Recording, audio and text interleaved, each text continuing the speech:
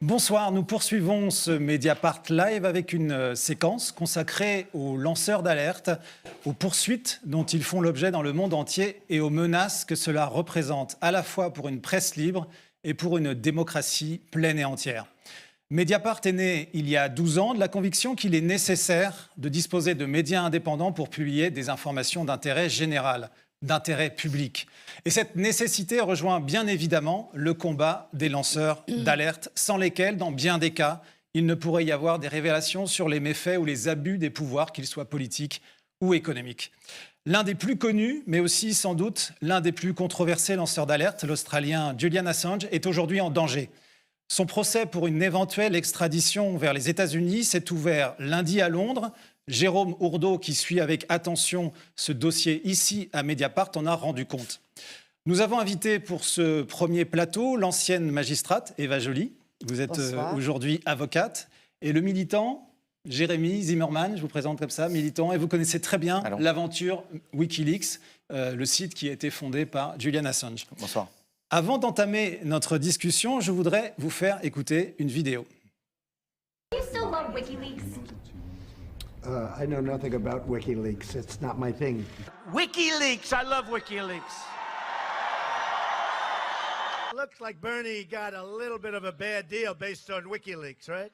They want to distract us from WikiLeaks. It's been amazing what's coming out on WikiLeaks.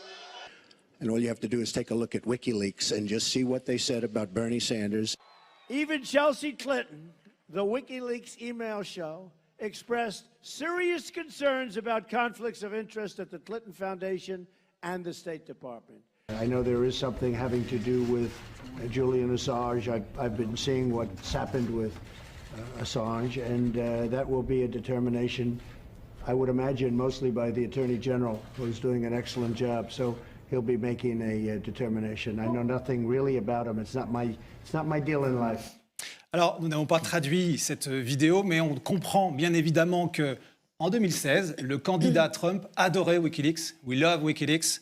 Et 4 ans plus tard, le président Trump s'en lave les mains. Alors, la justice américaine souhaite juger le journaliste australien de 48 ans pour son travail de rédacteur en chef de Wikileaks et la publication en 2010 des documents fournis par Chelsea Manning, elle aussi actuellement en prison, détaillant les exactions américaines en Afghanistan et en Irak. Le 23 mai 2017, le département de la justice a dévoilé les 17 charges retenues contre lui, dont la violation de l'Espionnage Act. 18, pardon. Il risque au total 175 années de prison. Eva Joly, vous avez alerté sur la situation de Julian Assange depuis bien longtemps. Pourquoi est-ce si important aujourd'hui et actuellement de se mobiliser pour lui ? Je pense que le procès de Julian Assange est le plus important de cette décennie.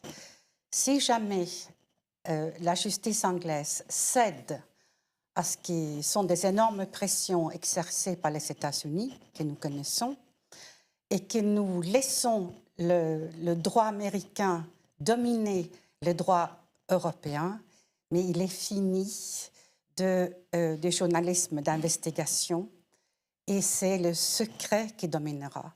Je veux dire, c'est le fait de pouvoir publier ce qui est d'intérêt général, même s'il est d'origine illicite, c'est le fond même du journalisme, parce que le pouvoir cherche toujours à cacher, et aussi le pouvoir économique cherche à cacher. Donc, le seul antidote au secret, et ce secret se renforce. Nous avons maintenant le secret des affaires. Et donc, si on n'a pas la possibilité de publier ce qui est d'intérêt général sans risquer d'être extradé pour les États-Unis parce que ça a touché la sécurité américaine, c'est d'admettre la supériorité de la loi américaine sur nous. Et c'est un pas qu'il ne faut pas franchir. Jérémy Zimmerman, vous revenez de Londres, vous étiez présent pour les premiers jours du procès de Julian Assange. Est-ce qu'on peut s'attendre à un procès juste et équitable ? Je ne sais pas si on a le droit de dire ça sur le live de Mediapart, mais... Vous pouvez dire tout ce que vous voulez, vous êtes libre. Mon approche de ce procès est toute Larry Flintienne, c'est-à-dire « fuck this court ». Merde à ce tribunal. L'ensemble de cette procédure est une vaste farce. Le procès a été déporté à la Woolwich Court, qui est attenante à la prison de haute sécurité de Belmarsh, un tribunal dans lequel on juge les terroristes et les criminels violents. Le premier jour du procès, lundi, Julian Assange a été soumis à 2 fouilles où on l'a mis nu. Il a été menotté 11 fois. On l'a transporté dans 5 cellules. Et on lui a confisqué tous ses documents, les documents de ses avocats et les notes qu'il avait prises lui-même.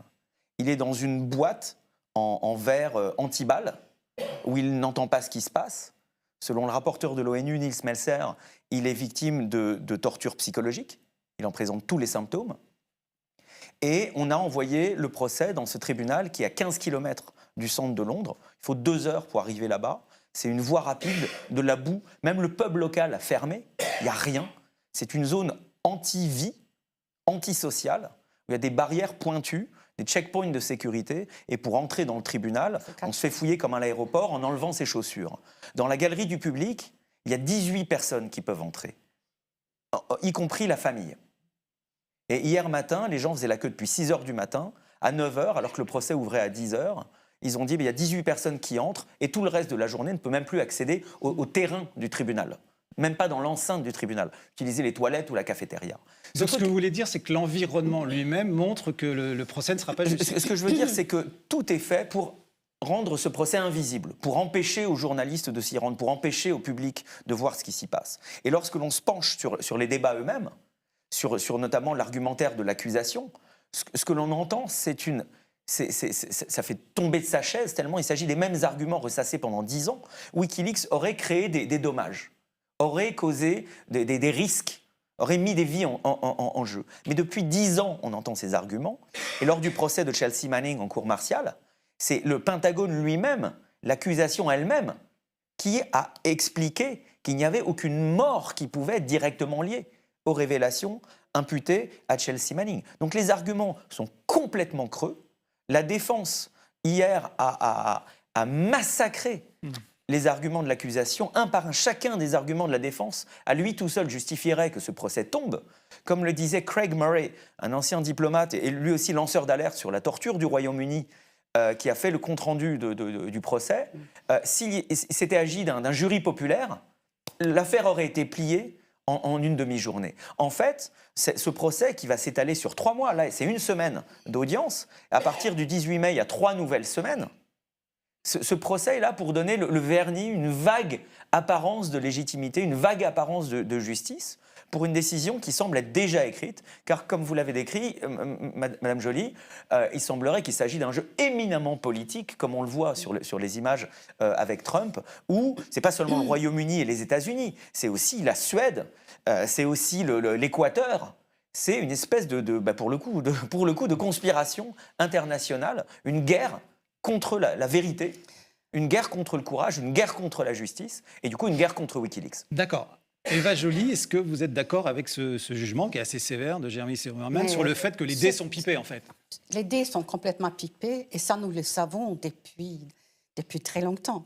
Depuis que nous avons découvert dans le dossier d'instruction suédoise qu'il y avait l'interférence, pas simplement du Crown Prosecution Service des Anglais, mais également du FBI. Et lorsque les Suédois ont voulu classer l'affaire ou l'accélérer, ils recevaient des mises en garde anglais pour dire c'est pas le moment d'avoir peur, résister. Et donc, ce qui pour moi est très choquant là, c'est que ce n'est pas un tribunal. Et Julian Assange n'est pas un violent, ce n'est pas un terroriste, c'est un journaliste primé. Et on le traite pire qu'un terroriste. Là, il est en détention provisoire. Il y a la présomption d'innocence. Et une procédure d'extradition ne mérite pas ces précautions-là. Et le premier jour, il est donc derrière ces vitres blindées et les avocats demandent à ce qu'il soit assis avec eux, comme dans un procès normal. Et le parquet, qui représente donc la poursuite, dit « Oui, Madame la Présidente, ça serait bien ». Mais la juge s'y oppose. Et nous savons de cette juge elle est sous les ordres du responsable de ce tribunal, qui est la femme de l'ancien ministre de Défense anglaise, dont le mari et les fils ont des intérêts dans l'industrie de sécurité. Ceux de vos spectateurs qui sont intéressés, allez sur le blog de Craig Murray avec les hyperliens. Vous trouverez tout sur la disqualification de ces juges du Magistrate Court. Et comme la loi dit que c'est le Westminster Magistrate Court qui doit délibérer et qu'ils n'ont pas voulu extraire même Julian Assange de cette prison qui est le petit Guantanamo, ils ont déplacé le personnel de Westminster Court à Belmarsh Court. Et donc tout ça, c'est de la folie. C'est une mise en scène. Et alors que légalement, on ne peut pas l'extrader. Je veux dire, pour pouvoir extrader quelqu'un, il faut être sûr qu'il va avoir un procès équitable. Nous sommes sûrs que s'il est extradé, il ne va pas avoir un procès équitable. On n'a pas vu dans la vidéo de Trump, mais Trump a également dit qu'Assange mérite la peine de mort. Nous savons que la CIA l'a espionné direct au sein de l'ambassade de l'Équateur.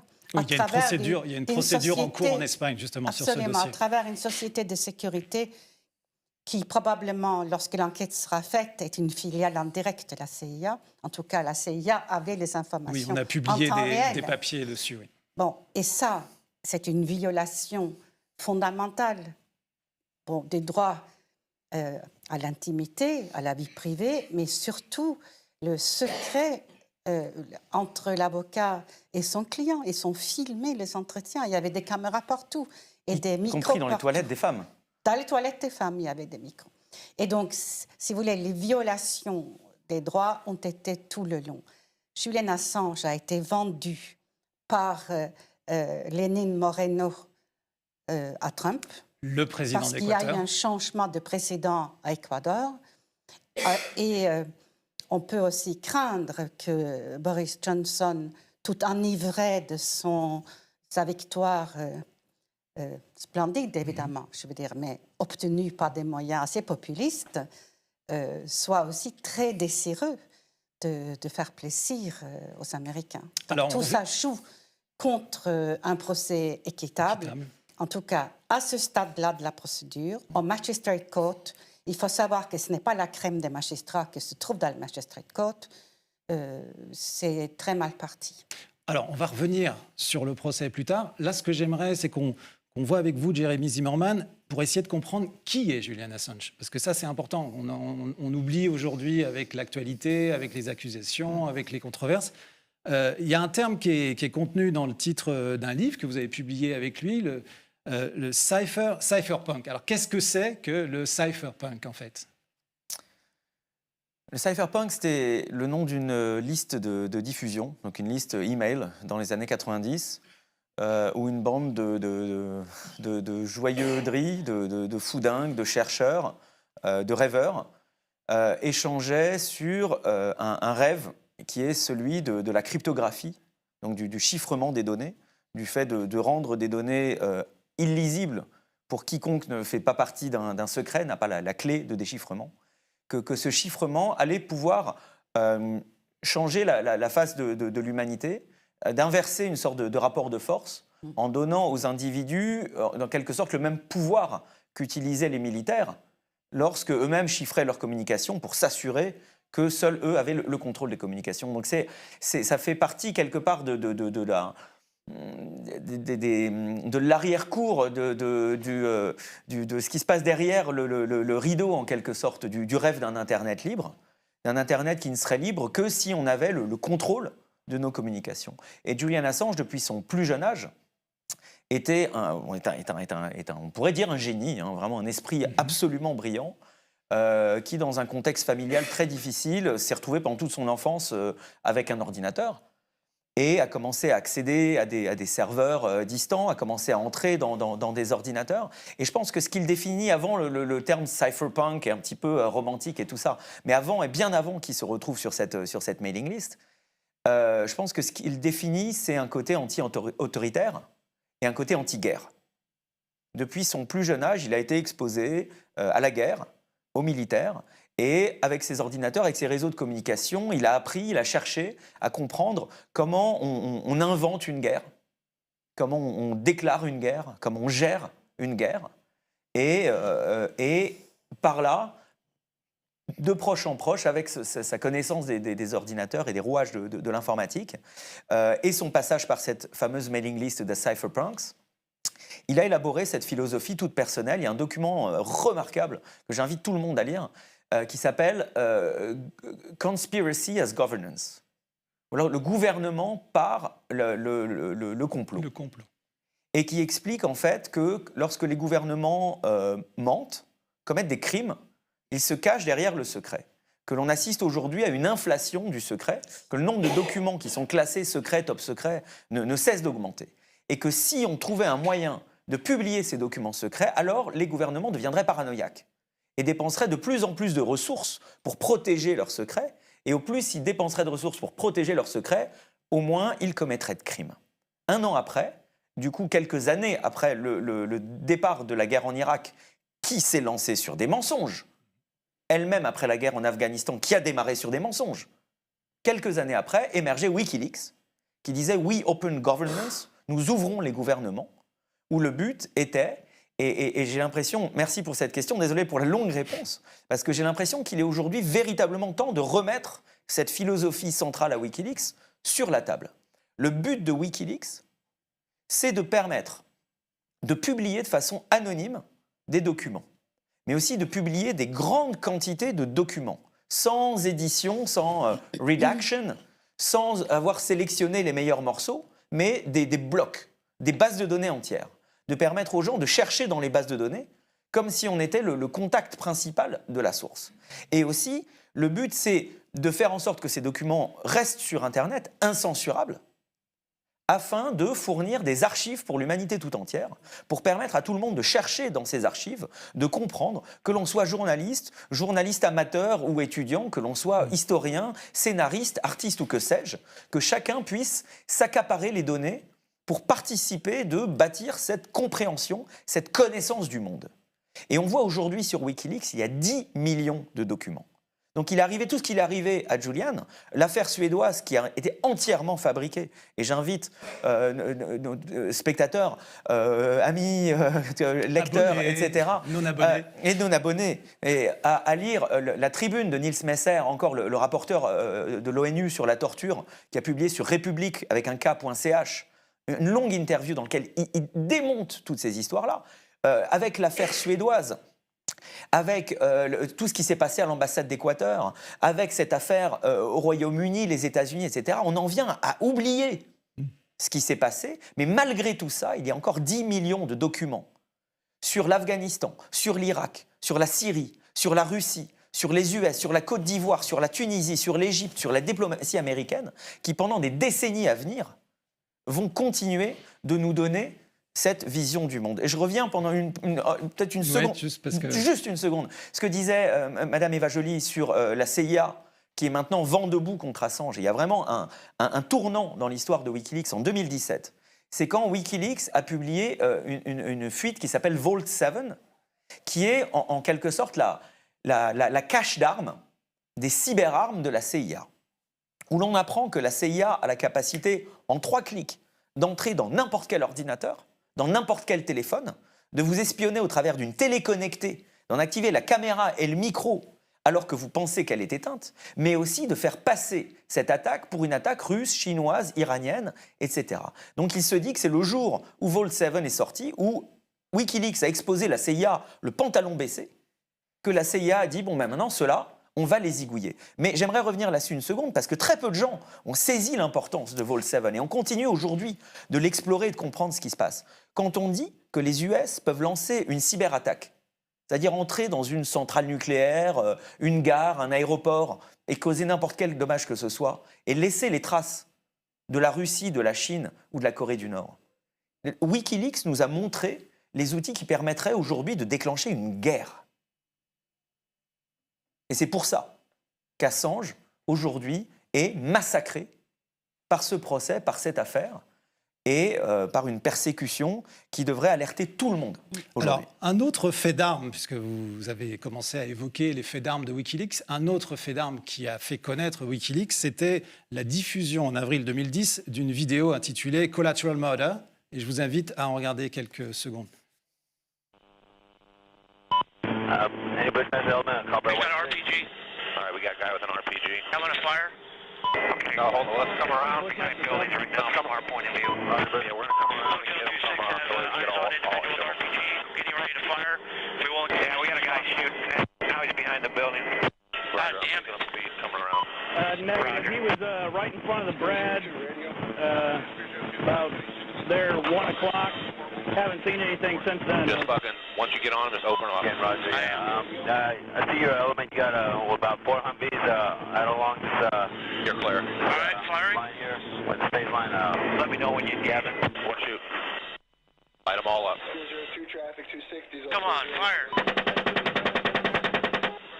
Hey, Roger. Donc, cette vidéo, elle montrait une bavure de l'armée américaine en Irak, et une bavure qui a fait 18 victimes, 18 morts, dont 2 journalistes de bavure, Reuters. Excuse-moi. Pas bavure, un massacre. Un massacre, voilà, pardon. Mais dans une guerre, il peut y avoir aussi des bavures, comme dans... Oui, voilà. Oui, mais ça, c'est un massacre. C'est un jeu vidéo. Oui. Alors, Eva Joly, vous avez rencontré Julian Assange pour la première fois en Islande, juste au moment où lui et son équipe préparaient la diffusion et la préparation de cette vidéo. Est-ce qu'à l'époque, il avait conscience qu'il allait s'attaquer à un ennemi aussi coriace, cet ennemi dont parlait Jeremy Zimmerman tout de suite? Si vous voulez, moi, je n'ai pas rencontré la personne archi connue, recherchée.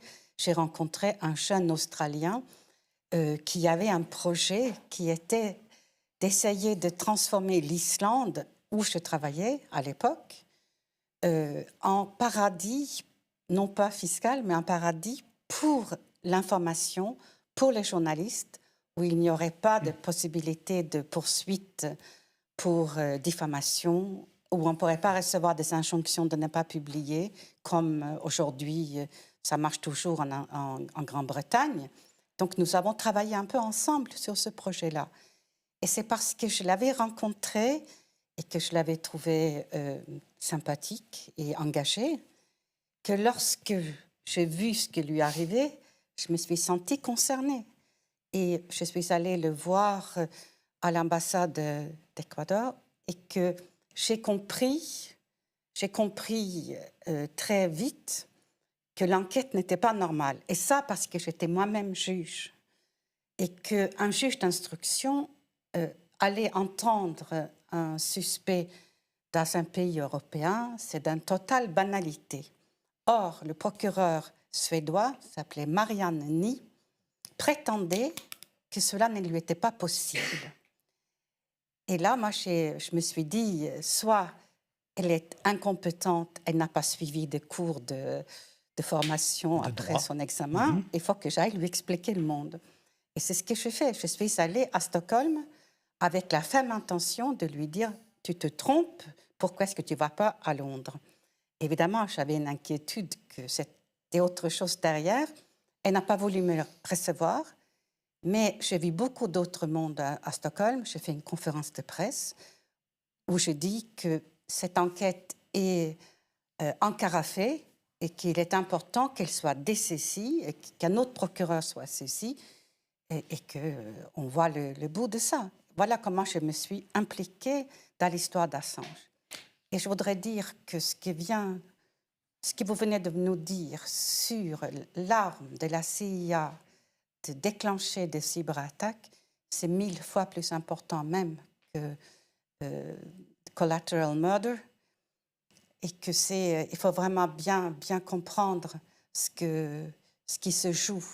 Il faut bien comprendre le peu de chances que Julian Assange a de s'en sortir et que la seule chance qu'il a, c'est une mobilisation massive de nous, des citoyens européens, des sachants, des professeurs de droit. On ne devrait pas avoir un professeur de droit en Europe qui ne prenne pas la parole. On doit protester, on doit faire comprendre aux Anglais qu'on les voit et qu'on les suit. Écoutez, merci à vous deux pour cette première partie sur Julian Assange et sur cette soirée consacrée aux lanceurs d'alerte. On va continuer à suivre notamment le procès, puisque comme vous le disiez, Jérémy Zimmerman, il va continuer jusqu'au mois de mai. On va passer au deuxième plateau, et avant de passer au deuxième plateau, nous allons avoir une vidéo de Glenn Greenwald qui avait été projetée lors d'une réunion de soutien, une réunion publique à laquelle vous avez participé, Eva Joly, organisée notamment par Mediapart, mais auquel ont collaboré diverses associations, Reporters sans frontières, des syndicats. Voilà, on écoute Glenn Greenwald avant le prochain plateau. And as any investigative journalist will tell you, it's extremely unrealistic to think that journalism can be done by simply passively receiving information from a source. You always work actively with your source. We didn't just passively receive information from Edward Snowden through the computer. We met with him in Hong Kong. We went over the material with him. We spent days talking about how we could be protected, how he could protect himself. That's what investigative journalism is. You have not just the right, but the duty to help protect your sources. And this is what the Trump administration is trying to criminalize, that if you help your source avoid being caught, then it means that you've become part of the criminal conspiracy with them and can be prosecuted. If we allow Julian Assange to be turned into a criminal for doing this, then it's very easy to turn me into a criminal or any investigative journalist working around the world, because helping sources avoid detection is called journalism and not a crime. And the Trump administration, in prosecuting Julian Assange, is trying to make it a felony and put him in prison for many decades. And it's a danger to freedom of the press and therefore to democracies everywhere. Alors, nous poursuivons cette soirée consacrée aux lanceurs d'alerte. Alors, on a commencé avec Julian Assange. On va poursuivre en élargissant à d'autres lanceurs d'alerte. Avec nous, Jean-Philippe Fogel. Vous êtes coordinateur à la Maison des lanceurs d'alerte, une structure créée en octobre 2018 à Paris. Et Yann Philippin. Yann, tu es journaliste, collègue à Mediapart au sein du pôle enquête, et tu as travaillé notamment sur les Football Leaks, dans lequel il y a un lanceur d'alerte qui s'appelle Rui Pinto. On y reviendra. Mais d'abord, première question, juste sur la Maison des lanceurs d'alerte. Est-ce que vous pouvez nous préciser, nous dire ce que c'est exactement, quel est son but ?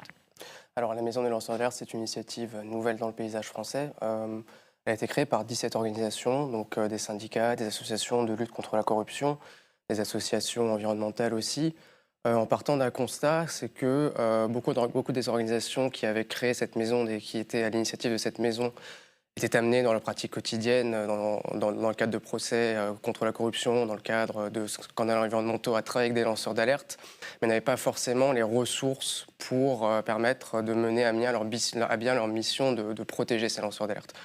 Donc cette maison des lanceurs d'alerte, elle vise précisément à unifier les compétences. Donc toutes ces organisations se sont unies pour créer en quelque sorte un guichet unique pour les lanceurs d'alerte, une association bien identifiable pour les lanceurs d'alerte, un peu sur le modèle de ce qui peut exister aux États-Unis, en Angleterre, avec des grosses fondations qui fonctionnent très bien depuis des années. Cette maison, elle fonde son action sur 3 grands piliers. Donc le pilier d'aide individuelle, nous apportons une aide évidemment juridique, mais aussi psychologique, financière, sociale aux lanceurs d'alerte. Évidemment, nous plaidons également pour un changement de la législation. La loi Sapin 2, comme vous le savez, a mis en place un premier statut du lanceur d'alerte en France. On va y revenir après avec Yann, justement, sur cette question précise de la protection juridique. Exactement, mais à ce stade, cette protection n'est pas suffisante selon nous. Enfin, nous formons les acteurs, c'est-à-dire nous formons les administrations, nous formons les syndicats, nous formons dans certains cas les entreprises dans l'idée de créer une culture de l'alerte, c'est-à-dire de faire en sorte que toute personne, qu'elle soit dans une administration, qu'il s'agisse d'un simple citoyen ou qu'elle travaille dans le secteur privé, puisse avoir en face d'elle un interlocuteur formé à la question de l'alerte, qui soit capable de répondre à ses besoins et qui soit capable de l'orienter vers les bons interlocuteurs. Alors, est-ce qu'on peut dire qu'on vit un moment de répression accrue des lanceurs d'alerte, ou est-ce que ça a toujours été le cas ? Est-ce qu'ils ont toujours été la cible de manœuvres juridiques pour les empêcher de parler, en fait, pour les empêcher d'agir, pour les empêcher de donner des documents ou d'alerter ? Alors, malheureusement, les lanceurs d'alerte, effectivement, c'est presque consubstantiel à la notion de lanceur d'alerte. Une des manières de définir le lanceur d'alerte, c'est que le lanceur d'alerte, contrairement aux journalistes, dans la plupart des cas, contrairement aux professionnels de l'information, est une personne qui, finalement, souvent, elle se définit par les représailles auxquelles elle fait face. Donc, la notion de lanceur d'alerte, elle apparaît aux États-Unis dans les années 70. finalement de manière assez pragmatique, c'est-à-dire que... Avec Daniel Ellsberg, avec c'est Daniel ça, Ellsberg, qui est tout à l'origine des Pentagon Papers. Pentagon Papers, tout à fait. Donc, dans la continuité du scandale des Pentagon Papers, on a tout un tas d'associatifs qui sont contactés par des personnes qu'on appelle des insiders qui révèlent des faits très graves au sein de leur entreprise, mais qui ne sont pas protégés par le droit du travail ou par le droit de la fonction publique, parce qu'à cette époque-là, on n'a pas encore pris conscience de l'importance de ces individus. Donc on va créer cette notion de lanceur d'alerte finalement très pragmatiquement pour protéger ces personnes-là. Donc malheureusement, la notion de lanceur d'alerte, à la source de la notion de lanceur d'alerte, il y a vraiment cette notion de représailles. Est-ce qu'on est aujourd'hui dans un contexte de représailles envers les lanceurs d'alerte? Évidemment. On l'a vu avec la directive secret des affaires qui a mobilisé toute la société civile et qui reste aujourd'hui très problématique. On travaille actuellement avec un collectif, le collectif On ne se taira pas, qui travaille sur les poursuites Bayon. Donc les journalistes comme les lanceurs d'alerte font face, et ça c'est assez nouveau, à des poursuites qui ne visent pas réellement qui visent simplement à faire taire les lanceurs d'alerte. Des entreprises vont intenter tout un tas de procès en sachant qu'elles vont perdre, mais vont chercher à épuiser les personnes. On a aux États-Unis, mais ça vient aussi en France, l'utilisation de tout un arsenal pénal qu'on n'utilisait pas avant, notamment l'incrimination de vol. On le voit dans le cas de Rui Pinto, on l'a vu dans le cas d'Antoine Deltour. Même s'il y a des protections pour les lanceurs d'alerte, là, malheureusement, l'inventivité des organisations et des entreprises est telle qu'on fait toujours face à de plus en plus d'inventivité en termes de représailles contre les lanceurs d'alerte. Sur les lanceurs d'alerte dans le secteur de la défense, c'est aussi, en tout cas aux États-Unis, on a une évolution qui est très très préoccupante. On parle aujourd'hui de Julian Assange, mais il faut rappeler que le gouvernement Obama a ressuscité l'Espionnage Act, qui était quand même une loi qui a permis de condamner à mort les époux Rosenberg, qui est une loi qui est issue du Sedition Act de 1798, qui visait à pénaliser les espions. Et le gouvernement Obama a commencé à réutiliser cette loi pour faire taire des personnes, et pas uniquement Edward Snowden, et les mettre en prison et les condamner à des peines tout à fait disproportionnées au regard des standards européens ou internationaux. Je voudrais quand même rappeler que Chelsea Manning a été condamnée à 35 ans de prison pour avoir révélé ce qu'on vient de voir, la bavure, ou plutôt le massacre qu'on vient de voir. Et là, on passe vraiment à un second cap avec la poursuite de Julian Assange. J'aimerais aussi rappeler que sous le gouvernement Obama, même si le gouvernement Obama a mené ce qui a été décrit par beaucoup d'acteurs états-uniens comme une guerre aux lanceurs d'alerte, la doctrine d'Obama, c'était quand même de ne pas poursuivre Assange parce qu'il considérait qu'Assange était un journaliste. Et il y a eu des officiers américains qui ont dit clairement on ne peut pas poursuivre Assange parce qu'il se présente comme un journaliste, et si on doit poursuivre Assange, demain on poursuivra le New York Times. Donc il faut peut-être aussi bien rappeler et contextualiser les poursuites dont fait l'objet aujourd'hui Julian Assange. Il faut rappeler que ce changement de doctrine, il vient aussi tout simplement de Trump et de triomphe, en tout cas partiel, idéologique de l'extrême droite américaine. J'aimerais rappeler que le changement de doctrine, il vient aussi de l'arrivée à la tête de la CIA de Mike Pompeo, qui est une personne qui est proche des milieux d'extrême droite, qui est proche du Tea Party, qui a malheureusement infusé la politique américaine depuis une dizaine d'années et qui a permis l'arrivée au pouvoir de Trump. Et c'est l'arrivée de cette nouvelle personne à la tête de la CIA qui fait qu'aujourd'hui, tout simplement, le gouvernement Trump a passé une limite, a passé un cap que le gouvernement d'Obama n'avait pas passé, que le président Obama n'avait pas passé, qui est de poursuivre des personnes, non pas uniquement pour avoir conspiré pour obtenir des informations, comme ça a été le cas pour d'autres personnes, mais simplement pour une activité de publication, pour une activité que mène Mediapart au quotidien, que mène The Intercept au quotidien. Alors le sort de Julian Assange se joue en ce moment à Londres, mais celui de Rui Pinto, lui, se joue à Lisbonne. Alors, Yann, toi, tu as travaillé avec Rui Pinto. Est-ce que tu peux nous dire qui il est, qui est ce lanceur d'alerte ? Donc Rui Pinto, c'est un jeune homme, il a une petite trentaine d'années, c'est un autodidacte. Et un jour, il a donné à notre partenaire Der Spiegel, donc le grand hebdomadaire allemand, qui ensuite l'a partagé avec Mediapart et d'autres médias membres d'un consortium de médias d'investigation qui s'appelle l'EIC, les données des Football Leaks. Donc ils nous ont permis de révéler depuis 2016, de façon totalement inédite, la face noire du foot business. Les Football Leaks, c'est 70 millions de documents, c'est plus de 3 téraoctets de données, donc c'est la plus grande fuite de l'histoire du journalisme, qui a provoqué de nombreux scandales, qui a provoqué l'ouverture de plusieurs enquêtes judiciaires dans plusieurs pays, dont la France.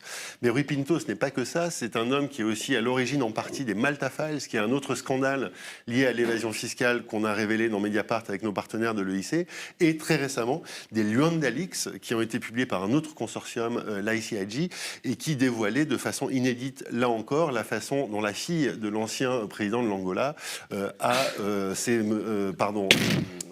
a détourné énormément d'argent public des caisses de son pays.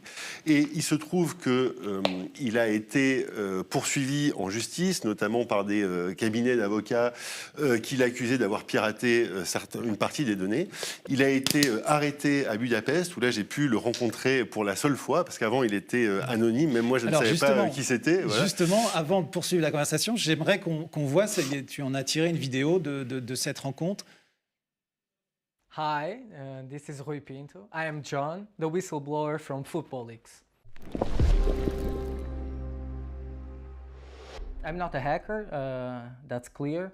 I'm a whistleblower.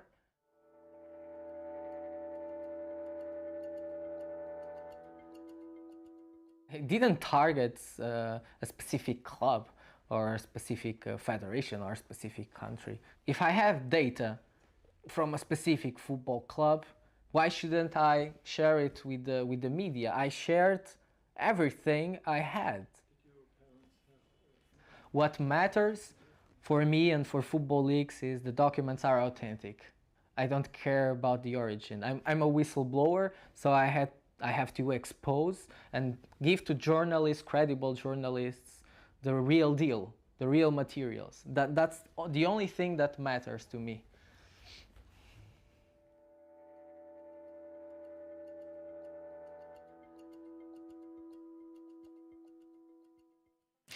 Alors, la question que je vais vous poser à tous les deux, c'est quand même qu'on a quand même l'idée que les lanceurs d'alerte sont protégés. On parlait tout à l'heure d'une protection juridique, mais là, en l'occurrence, on se retrouve à Londres avec Julian Assange, mais aussi Rui Pinto à Lisbonne, qui est en prison. Alors, comment on explique cette persécution? Alors, je voudrais dire un mot, c'est qu'il y a là-dessus, sur la situation de Rui Pinto. Donc, ça fait près d'un an maintenant qu'il est en détention provisoire, dans l'attente de son procès, donc principalement pour piratage informatique présumé. Et ce qui est complètement fou dans la façon dont le Portugal traite Rui Pinto, c'est qu'il le traite comme s'il était un simple hacker présumé. C'est-à-dire comme s'il avait prétendument piraté pour le plaisir de pirater. C'est-à-dire que la justice... Pour obtenir de l'argent Voilà. C'est-à-dire que la justice portugaise, aujourd'hui, refuse absolument de prendre en compte, dans son traitement de Rui Pinto, l'intérêt public de ces révélations. C'est-à-dire que le fait qu'il n'a pas touché un euro, le fait qu'il a donné tous ces documents aux journalistes, le fait que ça a permis de faire rentrer des dizaines de millions d'euros via les procédures judiciaires dans les caisses de plusieurs pays européens, le fait que ça a exposé des dizaines et des dizaines de scandales, c'est plus de 1000 articles, hein, rien que les Football Leaks.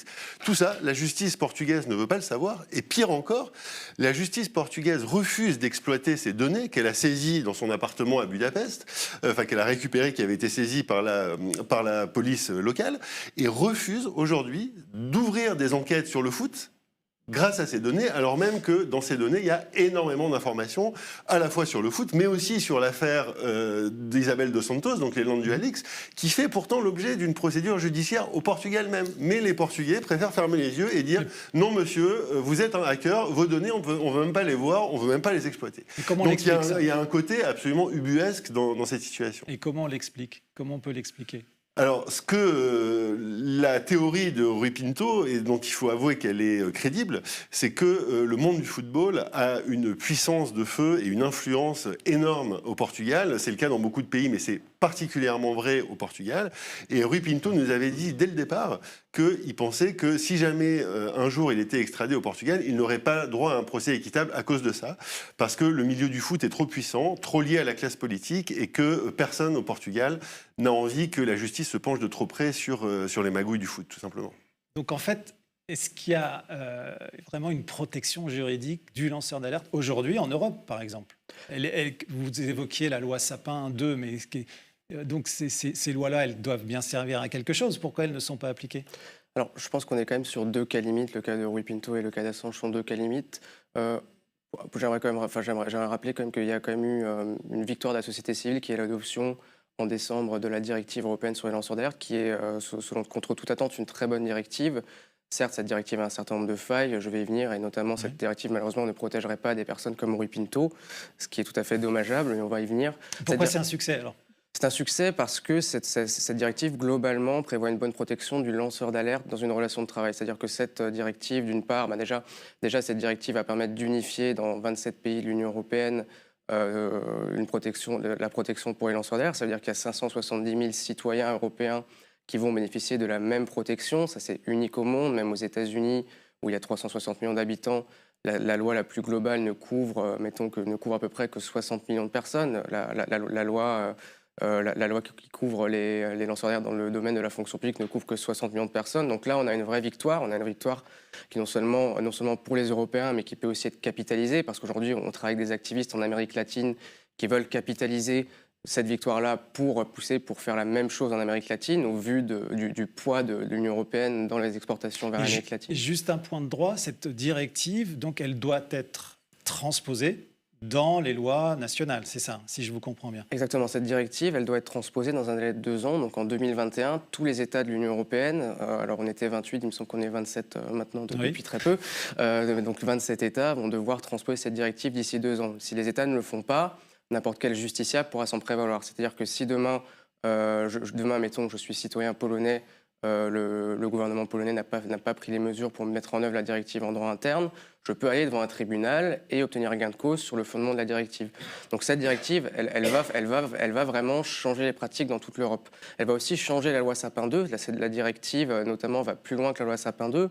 D'une part, la directive protège les facilitateurs d'alerte, donc c'est-à-dire, ça peut être les ONG, ou les tiers ou les collègues qui aident un lanceur d'alerte dans son processus de lancement d'alerte. Et nous, on constate à la permanence juridique de la maison des lanceurs d'alerte qu'un lanceur d'alerte n'est jamais seul. Il y a toujours des collègues derrière que nous, on connaît, mais que les autorités ou les journalistes ne connaissent pas parce qu'ils ne veulent pas se montrer, ils ne veulent pas tout simplement s'exposer.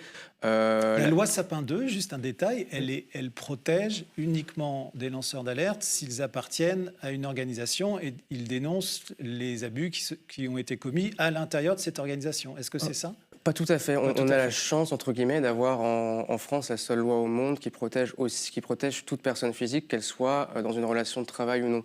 Donc théoriquement, la loi Sapin 2 peut aussi protéger un simple citoyen qui va dénoncer, mettons par exemple un fait de pollution au niveau local. Et ça, c'est à peu près un tiers des cas qu'on reçoit à la permanence de la maison des lanceurs d'alerte. Il y a aussi beaucoup de citoyens qui s'approprient l'alerte. Donc là-dessus, on a plutôt une définition. On a plutôt la définition la plus favorable au monde en France et la maison des lanceurs d'alerte, on va se battre pour qu'on garde cette définition-là. En revanche, la loi Sapin 2 pêche sur plusieurs points, notamment le fait qu'on exige du lanceur d'alerte qu'il saisisse d'abord son employeur. Alors évidemment, si vous dénoncez un fait, mettons par exemple de harcèlement sexuel sur votre entreprise, qui est le fait d'un cadre moyen, si vous lancez l'alerte auprès des dirigeants de l'entreprise, on peut imaginer que les dirigeants vont faire quelque chose. Si vous êtes Antoine Deltour, que vous êtes au Luxembourg, que vous travaillez pour une Big Four, que vous dénoncez un scandale d'optimisation fiscale, que vous lancez l'alerte auprès de votre employeur, évidemment, l'employeur va vous rire au nez, évidemment, vous allez lui dire « vous faites de la fraude de l'optimisation fiscale ». Oui, tout à fait. Donc du coup, dans la plupart des cas, demander au lanceur d'alerte de lancer l'alerte auprès de son employeur, c'est un peu le jeter dans la gueule du loup. Et ça, la directive européenne, notamment, c'est une de ces avancées, permettra au lanceur d'alerte soit de saisir son employeur s'il le souhaite, soit de lancer l'alerte directement auprès d'une autorité de régulation. Donc ça, c'est l'un des grands apports de cette directive européenne et nous, on sera très vigilants sur sa transposition. Notamment, ce qu'on cherche à porter à la maison des lanceurs d'alerte, c'est de ne pas avoir une transposition au rabais. Quand un État transpose une directive, il n'est pas obligé de faire un copier-coller de la directive en droit interne. L'État a le droit d'aller plus loin.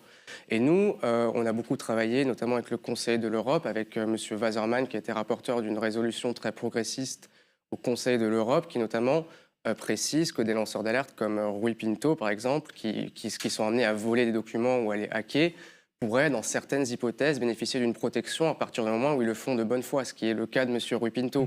Certes, on accuse M. Rui Pinto d'avoir à un certain moment envisagé de vendre des documents, mais on constate que celui-ci ne l'a pas fait, que celui-ci, comme ça a été dit, n'a pas touché un seul centime pour avoir fait ces révélations. Plus largement, nous aussi, notre idée, c'est qu'il ne faut pas se focaliser sur le lanceur d'alerte, mais plutôt sur l'alerte. Dans un monde idéal, il n'y aurait pas besoin de maison des lanceurs d'alerte, il y aurait plutôt une maison des alertes. C'est-à-dire que pour nous, l'important, c'est de ne pas se focaliser sur les motivations du lanceur d'alerte, de ne pas se focaliser sur la personne, parce que les organisations qui ont intérêt à faire taire l'alerte vont toujours chercher à shoot the messenger, c'est-à-dire à essayer de descendre la personne qui lance l'alerte pour éviter qu'on se penche trop sur les faits à l'origine de l'alerte. Donc nous, on est vraiment dans l'idée que le lanceur d'alerte, qu'il faut se focaliser sur l'alerte et son traitement plutôt que se focaliser sur les motivations du lanceur d'alerte. Alors le salut de Yann, le salut de Rui Pinto pourrait passer par l'Europe. Alors, c'est ce que vous disiez, c'est-à-dire que le problème de Rui Pinto, c'est que c'est pas un lanceur d'alerte dit interne, hein, c'est-à-dire qui travaillait pour une organisation et qui a pris des documents à son employeur. C'est des documents qu'il a obtenus d'une autre manière. Alors après, son procès le dira, hein, on verra si la justice le condamne ou non pour piratage. Il est à ce stade présumé innocent sur ces faits. Mais le problème de cette directive européenne, dites-moi si je me trompe, c'est que justement, ces lanceurs d'alerte dits externes ne sont pas protégés, ce qui veut dire qu'il n'a pas droit à ce filet de protection européenne. Donc ce qui est très probable, c'est que dans l'hypothèse où il serait condamné, il faut quand même rappeler qu'il risque 25 ans de prison, ce qui est quand même fou pour un homme qui a permis de telles révélations, et surtout dans un État, le Portugal, qui est membre de l'Union européenne. C'est-à-dire que, imaginez, s'il prend cette peine maximale, encore une fois, on ne sait pas ce que le procès va donner, ce serait un véritable séisme dans un pays démocratique au cœur de l'Union européenne. Pardon pour cette parenthèse, mais si jamais ce cas extrême se produit, il est très probable que ces avocats tenteront un recours devant la Cour de justice de l'Union européenne, et là, il y aura un débat juridique très intéressant, c'est-à-dire que c'est un combat, le combat de Rui Pinto, qui risque de faire jurisprudence, dans le bon sens ou dans le mauvais sens, où justement, la justice européenne devra trancher là-dessus, sur cette question, sur si le fait qu'un homme qui n'a pas obtenu les documents de son employeur peut quand même être considéré comme un lanceur d'alerte et être protégé. Alors, vous nous avez dit au début que les cas de Julian Assange, le cas de Rui Pinto sont des cas presque à la fois emblématiques, mais en même temps extrêmement caricaturaux d'une certaine manière, qui ne représentent pas forcément ce que vous traitez au jour le jour. Alors, c'est quoi ces lanceurs d'alerte du quotidien, d'une certaine manière, qui ne sont pas forcément Julian Assange, qui ne sont pas forcément Rui Pinto? C'est quoi? Vous évoquiez des histoires d'environnement? C'est des gens qui vous alertent régulièrement? Comment ça se passe? Alors, à ce stade, d'un point de vue strictement statistique, on a un peu plus de 130 personnes qui nous ont contactés. Dans ces 130 personnes qui nous ont contactés, il y a évidemment des personnes qui sont plus... qui sont peut-être lanceurs d'alerte, mais qui en tout cas ont plutôt des griefs personnels ou sont plutôt ou simplement n'ont pas assez de documents pour pouvoir prouver ce qu'ils avancent. Dans ces 130 personnes, on a à peu près 90 dossiers qu'on juge sérieux, de personnes qu'on accompagne au quotidien. De manière assez surprenante, il y a un peu tous les profils. Nous, on s'attendait plutôt à avoir le profil du salarié qui va dénoncer auprès de son employeur des faits de corruption. C'est un peu le lanceur d'alerte classique. Étonnamment, on a énormément de personnes qui ne sont pas dans une relation d'emploi, donc de personnes qui sont des simples citoyens qui vont dénoncer un marché public truqué, qui vont dénoncer un épisode de pollution. On a aussi été étonné de voir qu'il y avait des lanceurs d'alerte vraiment dans tous les domaines, en tout cas de ce qu'on a reçu. Il y a certes deux dominantes, il y a un tiers des lanceurs d'alerte, disons, qui lancent alerte sur des faits de corruption ou de mauvaise gestion au sens large, mauvaise gestion des marchés publics, faits de corruption, mauvaise gestion au niveau local. On a un tiers de lanceurs d'alerte qui lancent alerte sur des faits, on va dire, de santé et environnement au sens large, pollution, sécurité du médicament, etc. Mais globalement, on trouve des lanceurs d'alerte dans tous les domaines. Alors évidemment, nous, on cherche à créer une culture de l'alerte. Donc pour nous, évidemment, le cas de Julian Assange ou de Rui Pinto, c'est des cas qui sont extrêmement emblématiques. Et pour nous, c'est très important d'avoir des personnes aussi courageuses qui montrent l'exemple, parce qu'en fait, la législation sur le droit d'alerte, elle évolue en permanence, parce qu'il y a des personnes, justement, qui ont des alertes très significatives. Les Football Leaks, c'est une des alertes les plus significatives des 10 dernières années, mais qui n'ont pas une protection. Donc ça permet à la société civile d'avoir en quelque sorte des cas pratiques qui permettent de montrer pourquoi, par exemple, il faut protéger des personnes qui, dans certains cas, volent des documents dans le cas de Rui Pinto. Néanmoins, au quotidien, on essaie de détruire cette idée selon laquelle, pour être un lanceur d'alerte, il faut être un héros. Pour nous, être un lanceur d'alerte, c'est évidemment être dans tous les cas très courageux, mais dans un monde idéal, ou en tout cas dans le modèle de société que nous, on promeut implicitement, toutes les alertes se valent. C'est-à-dire que entre le lanceur d'alerte qui dénonce, on va dire, une fraude modeste au marché public dans sa petite commune et Julian Assange, il n'y a pas une différence de nature, il y a une différence, tout simplement, enfin, il n'y a pas de différence de nature. Il y a vraiment un continuum de l'alerte. C'est dans une société où il y a une culture de l'alerte.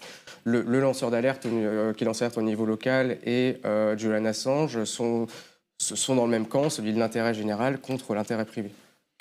Écoutez, je vous remercie tous les deux. Alors, on va poursuivre cette soirée avec un autre plateau. Yann, tu vas rester avec nous parce qu'on va parler des leaks, justement, de ce que c'est que le leaks.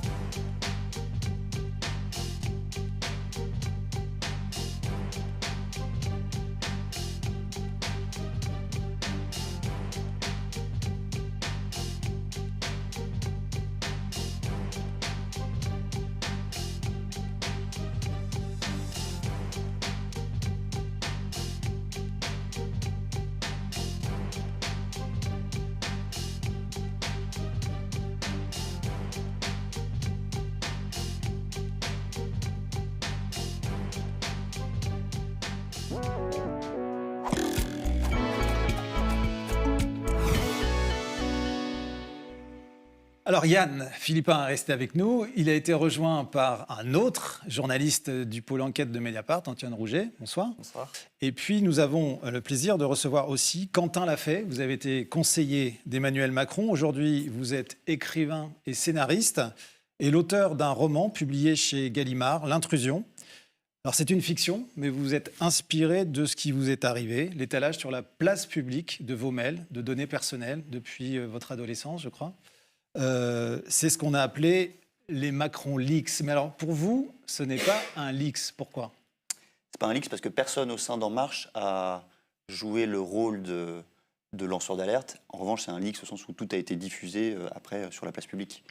Moi, je fais partie des 5 personnes qui ont été piratées en 2017 et dont les mails, soit privés, soit professionnels, ont été diffusés ensuite 2 jours avant le second tour de l'élection présidentielle qui opposait Le Pen à Macron, le vendredi donc qui précédait le dimanche. Et ce jour-là, j'ai été alerté sur Twitter par toute une série de personnes anonymes que l'ensemble de mes emails privés, pour ma part, avaient été diffusés sur la toile et qu'ils étaient désormais accessibles à tout un chacun par une simple recherche Google.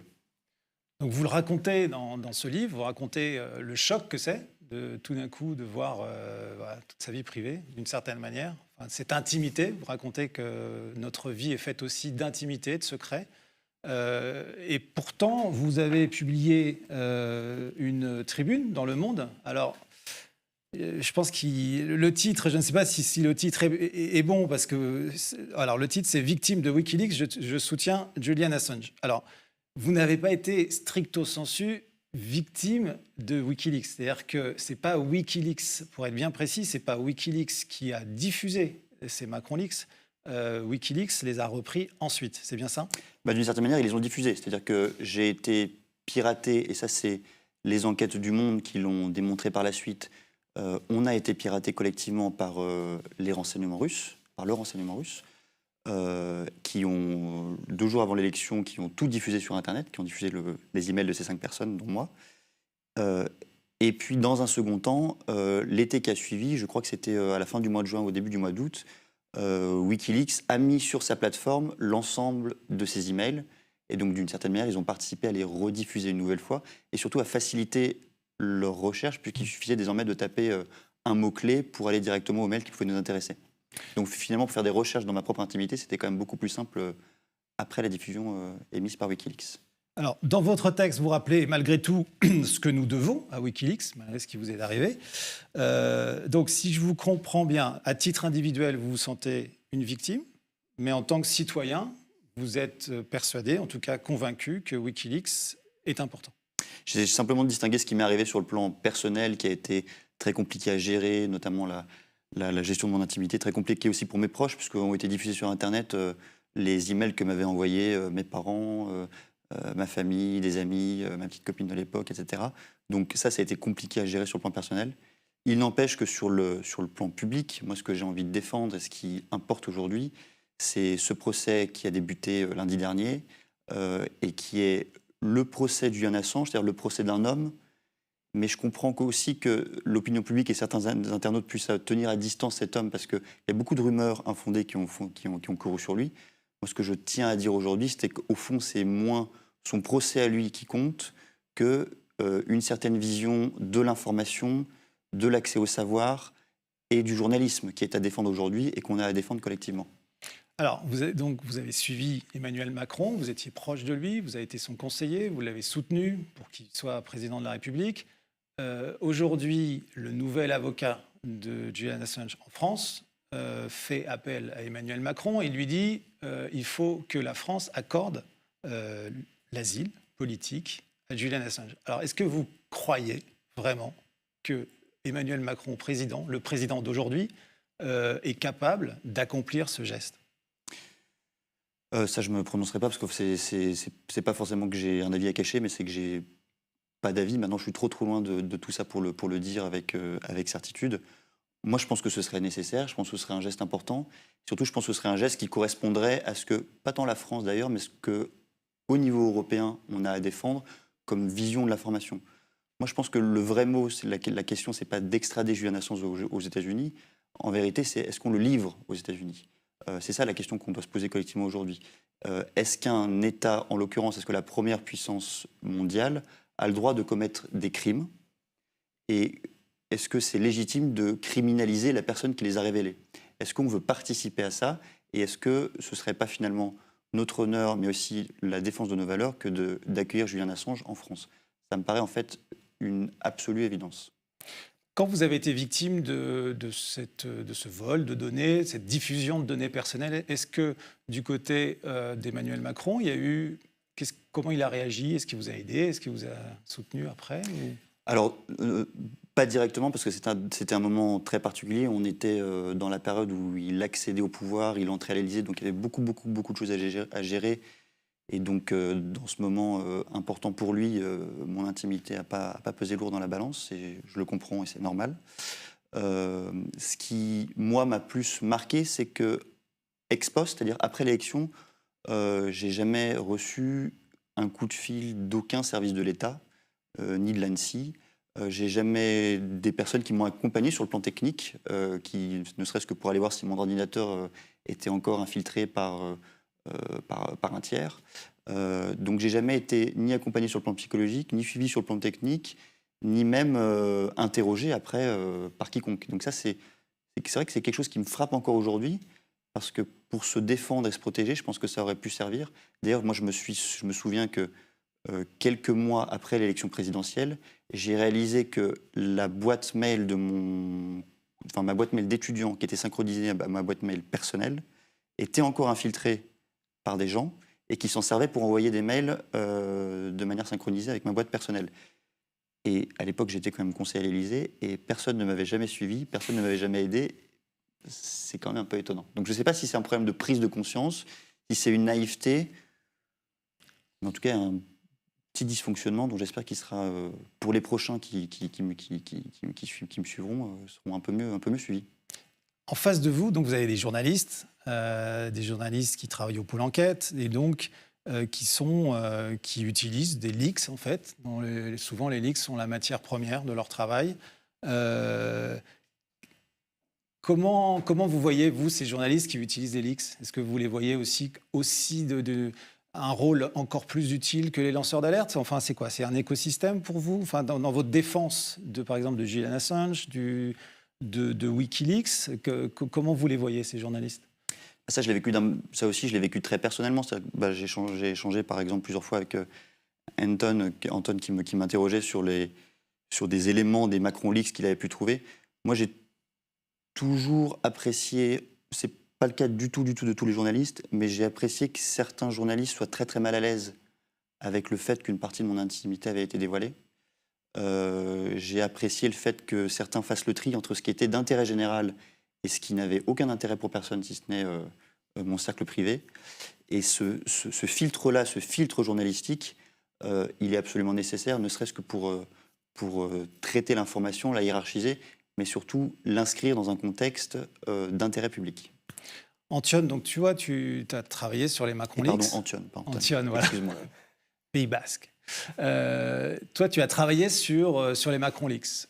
Quand on reçoit, en tout cas, quand on doit travailler sur un matériel pareil, c'est quoi les premiers réflexes? C'est les choses à faire, les choses à ne pas faire?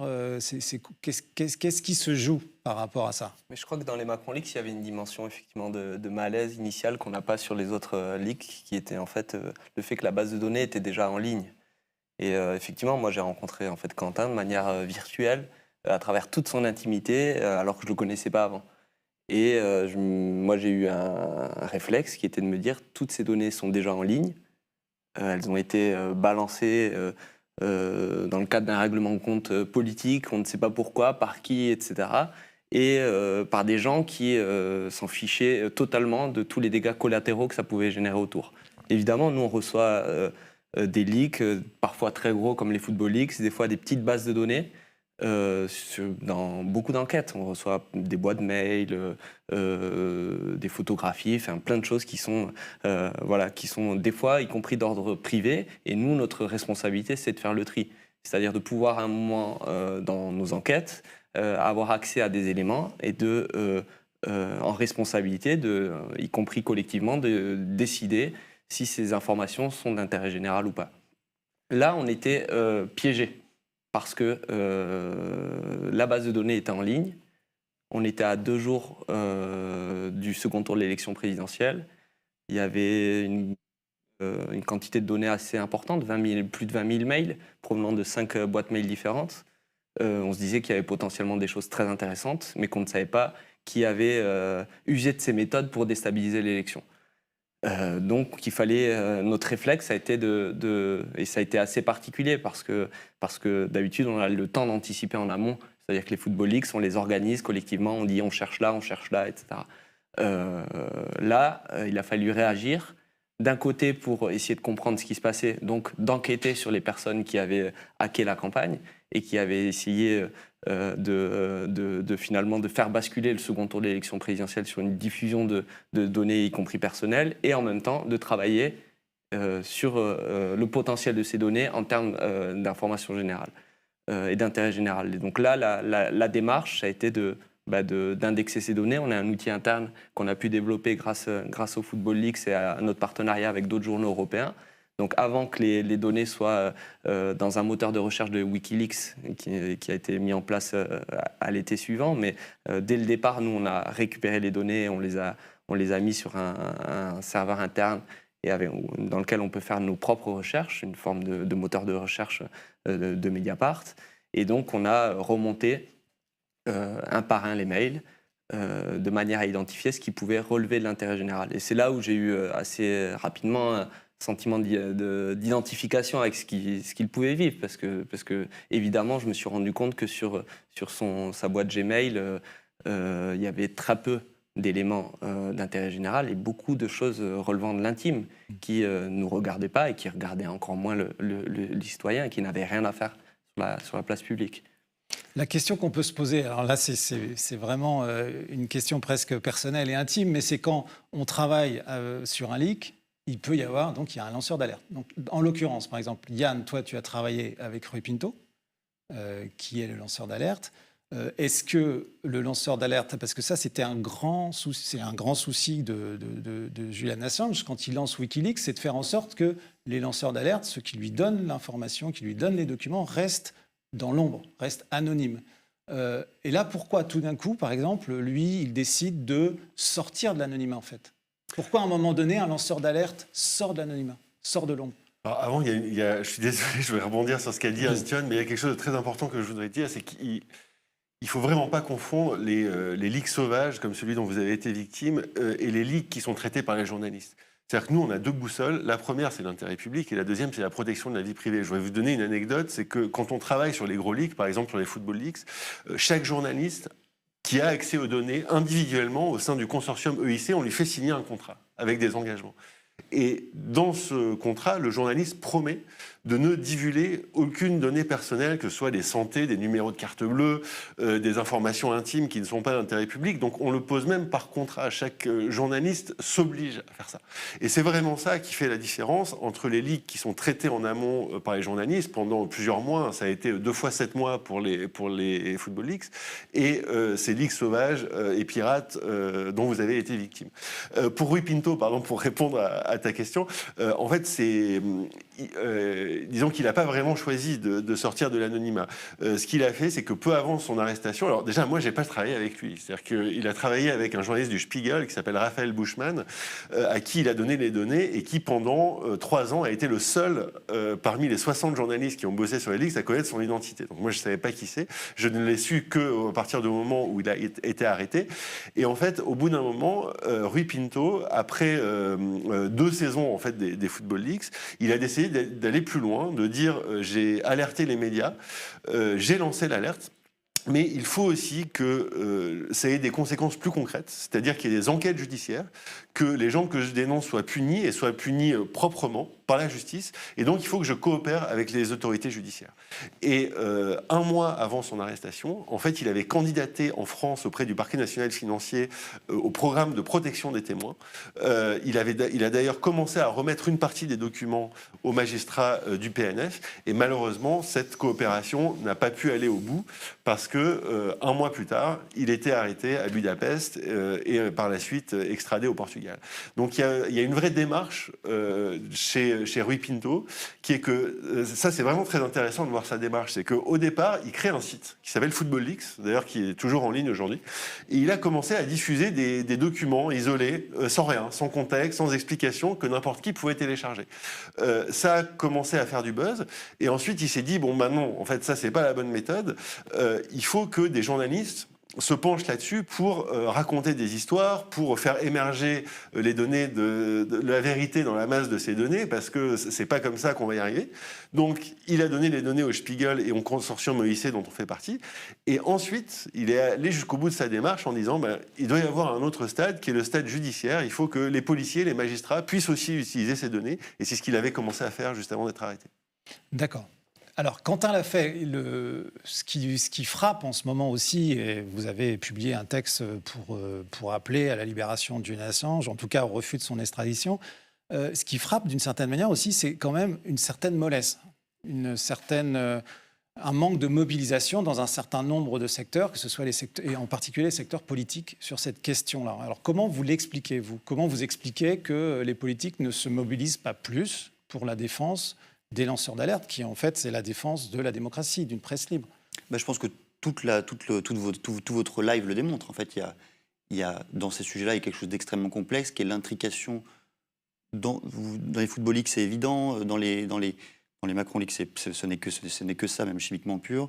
Dans le cas de Julian Assange, c'est aussi absolument évident. C'est l'intrication entre le politique et tous les autres secteurs de la société. Le responsable politique classique, le lanceur d'alerte, c'est pas une personne qu'il a envie de défendre par construction, c'est quelqu'un qui risque de révéler quelque chose qui le concerne. Et donc, c'est pas un défaut d'information. Je pense que les responsables politiques sont assez sensibilisés au sujet, et ce, depuis pas mal d'années. Moi, je l'ai vu, en tout cas, quand je travaillais au cabinet du ministre de l'économie, c'était un sujet dont on discutait, c'était des sujets qu'on évoquait. Donc, ce n'est pas un problème d'information, je pense que simplement... Mais vous en parliez comment? C'est-à-dire d'un point de vue vu comme une menace ou vu comme un intérêt public où il fallait imaginer des lois pour les défendre? À l'époque, c'était un arbitrage difficile mais c'était un arbitrage très économiciste entre deux intérêts à défendre, des intérêts industriels à protéger et la situation le droit évidente des affaires et le droit à l'information. À l'époque, moi, quand j'y étais, c'était exactement ce sujet-là qui était en première ligne. Et donc, en réalité, je pense que c'est un problème. En fait, c'est une crainte, sans doute, et puis une culture différente aussi de l'alerte. C'est-à-dire une culture en France. Je pense que souvent, le lanceur l'alerte est confondu avec la délation. C'est-à-dire que on mélange ce qui est d'intérêt public d'une part et ce qui est d'ordre privé ou revanchard d'autre part. Et d'ailleurs, l'actualité politique le montre très très bien. Les révélations qui ont été commises la semaine dernière ne sont pas du tout d'intérêt général et sont d'abord de l'ordre de la délation et fondées sur un esprit revanchard. Oui. Donc je pense que le responsable politique est très très mal à l'aise avec ces questions. Antione et Yann, donc vous travaillez sur des leaks. Est-ce qu'il n'y a pas quand même une tension entre ce qui est un travail d'un journaliste et puis la volonté d'un lanceur d'alerte de faire en sorte que ce soit dévoilé sur la place publique, en fait? Est-ce qu'il n'y a pas à un moment donné une tension qui va se forger entre celui qui veut donner alerte, qui a envie de tout étaler, et puis votre métier, qui est de vérifier, qui est de filtrer d'une certaine manière? Est-ce qu'il n'y a pas de toute façon une tension? Je crois que c'est aussi dans la définition du cadre de travail dès le départ, en fait, et que ça ne concerne pas simplement les fuites de données ou les leaks, en fait, mais dans n'importe quelle alerte qu'on reçoit à Mediapart. Évidemment, on juge d'abord de la pertinence, on cherche à authentifier, etc., mais aussi on s'inscrit dans une relation avec la source, avec le lanceur d'alerte, très claire dès le départ. C'est-à-dire que l'actualité sur les vidéos de Benjamin Griveaux l'a bien montré. C'est que l'activiste russe qui a revendiqué la diffusion de ces vidéos, avant de le faire sur un site internet, il est venu à Mediapart pour les proposer. et la réponse de Mediapart. Et je pense que collectivement, évidemment, on porte vraiment tous ce discours-là, a été immédiate de dire on ne voit pas, en fait, c'est pas un sujet pour nous. Il n'y a pas de sujet à travers ces vidéos-là. Donc on n'en veut pas. Donc il a été obligé de passer par une plateforme qu'il avait préalablement créée pour diffuser ces vidéos. Donc nous, je pense qu'on a un fil à plomb collectif qui est extrêmement tendu et clair là-dessus et qui ne dérive pas. Ce qui ne peut pas empêcher que dans la relation avec la source, on fasse cheminer aussi une source vers ce qu'est le journalisme et ce qu'est l'intérêt général. Parce que je pense qu'il est important aussi de dire qu'il n'y a pas un profil de lanceur d'alerte absolument parfait derrière chaque histoire, mais qu'il y a aussi parfois des gens avec des intentions plus ou moins louables, etc., et certains ont une relation plus distante avec le journalisme. Et là, ça nous appartient à nous de mettre en place un cadre de discussion extrêmement ferme et sérieux sur ce que nous, on est prêt à faire et comment on va traiter les données. En fait, on doit faire beaucoup de pédagogie. C'est-à-dire que quand une source nous contacte, un lanceur d'alerte, on doit lui expliquer ce qu'est notre métier, quelles sont les cases, ce qu'on a le droit de publier, ce qu'on a le droit de publier, que parfois c'est pas parce qu'on sait quelque chose ou parce que la source le sait qu'on peut le publier si on n'arrive pas à le vérifier. On doit lui expliquer aussi le principe du contradictoire, c'est-à-dire que ces infos, elles seront passées au tamis des personnes qui seront accusées, qui devront pouvoir répondre, etc., etc. Que l'enquête, ça peut s'interrompre à tout moment, et c'est pas parce qu'on prend un dossier, comme on dit dans le jargon, c'est-à-dire qu'on accepte de l'étudier et de commencer à travailler dessus, que ça va forcément aboutir, parce qu'il y a des contraintes. Et ça, c'est vrai que pour des sources, des lanceurs d'alerte qui sont pas journalistes, c'est pas évident du tout. Et donc, c'est vraiment à nous de leur expliquer tout ça et de cheminer avec eux. Oui, en réaction à ce que vous dites, moi, je pense que c'est une culture, vous m'interrogez tout à l'heure sur les responsables politiques, je pense que c'est une culture qui est aussi à diffuser dans la sphère journalistique française. Moi, quand j'ai été victime de ce leak sauvage, j'ai observé sur les réseaux sociaux des journalistes avec carte de presse qui diffusaient des éléments de ma vie privée à travers des captures d'écran, donc dès le lendemain du hacking, dès le samedi après-midi, et qui utilisaient ces captures d'écran pour les commenter, en faire l'exégèse. Donc c'est des médias assez mainstream, je veux dire. Donc il y a aussi cette culture-là qu'il faut diffuser, mais bien au-delà, en réalité, des responsables politiques. Je pense qu'il y a même une prise de conscience à avoir dans le monde journalistique en général. Merci à vous trois. On va poursuivre la dernière partie avec la dernière partie, le dernier plateau. C'est Edoui Plenel, le fondateur de Mediapart, qui va me rejoindre. Et merci à vous. Merci. We journalists around the globe express our grave concern for Julian Assange's detention in a high-security British prison. And for the unprecedented espionage charges he faces in the United States. If he is extradited to the US, he could receive a sentence of 175 years in prison. This is the first time a publisher is being prosecuted for disclosing classified information. This is why I am speaking up in defense of Julian Assange, now at this dangerous time. He's being prosecuted for the crime of revealing war crimes. It is a terrible miscarriage of justice. And as the president threatens our journalist colleagues working all around the globe. Without WikiLeaks, we wouldn't know about the evidence of war crimes in Iraq and Afghanistan, NSA spying on world leaders and UN representatives, abuse and torture at Guantanamo and other sites, and much more. Publishing classified information in the public interest is an essential part of journalism. If the US government can extradite Assange for this, it will clear the way for governments to criminalize any of us, anywhere in the world. Who will be next? Journalists and publishers should be able to shed light on government wrongdoing without the fear of being jailed. We, journalists of many countries, demand that Assange be released immediately from prison. That the UK government and judiciary refuse to permit a politically motivated extradition. And that the US government drop the charges of espionage. What happens to Julian Assange could happen to all of us.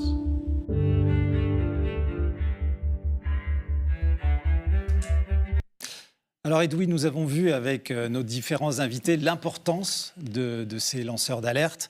Au-delà des personnalités qui peuvent, par exemple, comme avec Julian Assange, générer beaucoup de réticence et de résistance, il s'agit d'une question de principe, celle du droit de savoir. Dans ce domaine, la France semble avoir du mal. Tu viens de publier ce livre, le livre qui s'appelle La sauvegarde du peuple. Et c'est une enquête qui remonte à la Révolution française, mais en même temps, elle nous parle d'aujourd'hui et elle nous parle aussi des lanceurs d'alerte. Alors, moi, j'aimerais te lancer pour cette dernière partie sur cette question, celle qu'on a évoquée avec Quentin Lafayette, celle du retard français, en fait, cette mollesse dans la défense de Julian Assange. Comment tu l'expliques ? Je pense par un amour insuffisant de la liberté. Et ce livre, là, qui sera bientôt en librairie, c'est une façon de rappeler qu'on a étouffé, puisque c'est à partir d'une phrase, la radicalité démocratique, ce que j'appellerais un modérantisme radical, un libéralisme politique, qui disait, c'est une proclamation du 13 août 1789, la publicité et la sauvegarde du peuple. Tout ce qui est d'intérêt public, tout ce qui est fait au nom du peuple, tout ce qui concerne le peuple, tout ce qui détermine son futur doit être public. Les assemblées doivent être publiques, les délibérations doivent être publiques, les débats et les documents doivent être publics. C'est important de rappeler la date. Quand cette proclamation est faite, il n'y a pas le droit de vote. Et il mettra beaucoup de temps à être universel, puisqu'il sera d'abord censitaire, et puis après, il sera d'abord masculin, et les femmes l'auront bien tard. Donc, ça veut bien dire que ce droit fondamental de savoir, tout ce qui est d'intérêt public, il est antérieur. Pour conquérir le droit de vote, pour le défendre, pour protéger tout ce qui nous permet de contrôler des représentants, d'avoir des élus, il faut ce droit de savoir. Autrement, on est des aveugles. Et du coup, on sera prisonnier des mensonges, des idéologies, des fake news, des vérités alternatives de M. Trump, de Bolsonaro et de plein d'autres, car il y en a en France. Donc voilà, je crois nous avons en France un problème de ce point de vue qui est très lié, je crois, pour moi, à notre culture monarchique, à notre culture bonapartiste. Napoléon qui est un des pires assassins de la liberté de la presse, à notre culture présidentielle aujourd'hui, où il y a ce sentiment, on le voit bien avec la présidence Macron, qu'être élu, c'est détenir la vérité. Et il n'y a pas cette pédagogie très mendésiste, pour rappeler qu'il y a d'autres figures républicaines, Mendès France, qui expliquaient comment la démocratie, c'était un code moral, c'était une complexité, c'est des pouvoirs, des contre-pouvoirs. C'est la capacité à entendre ce qui dérange, à recevoir des informations qui dérangent. Et c'est ça la liberté de la presse. Elle est là, elle n'est pas pour caresser, elle est pour dire ce que tout le monde n'a pas envie d'entendre. Et pour terminer sur la réponse française, après on reviendra sur l'enjeu quand même de ce qui se passe, et tout ce live montre combien on est pessimiste actuellement. Le fondateur, celui qui est pris comme le père du journalisme français, d'ailleurs c'est ce qui est marqué sur sa pierre tombale, Théophraste Renaudot, la Gazette sous Louis XIII, où est-ce qu'il est enterré ? Il est enterré à Paris, dans une église assez branchée, Saint-Germain-l'Auxerrois, qui est l'ancienne église des rois de France, avant qu'il y ait Versailles, quand ils étaient au Louvre. Et il est dans la travée centrale. C'est-à-dire, quand on va là où les rois, jusqu'au jeune Louis XIV, priaient, on tombe sur quoi ? On marche sur quoi ? Sur la tombe du père du journalisme français. C'est quand même symbolique. Il n'est pas dans une fosse commune, il n'est pas avec le tout venant, il est là avec la puissance. Et sans du tout insulter ce qu'il fut, car ce fut aussi un grand journaliste et un grand patron de presse, mais Jean Daniel, fondateur du Nouvel Observateur, va être enterré avec le président de la République, dans la cour des Invalides, étant grand croix de la Légion d'honneur. Bon, voilà, ce journalisme un peu officiel et face auquel Mediapart essaye de faire vivre cet autre journalisme, ce journaliste qui rend compte d'abord au public. Hein. Et je crois que la profession le sait. Et ce que on a entendu tout à l'heure, tous ces journalistes par rapport à Assange comprennent ça. Parce que je voudrais dire autre chose par rapport à tout ce débat de ce soir.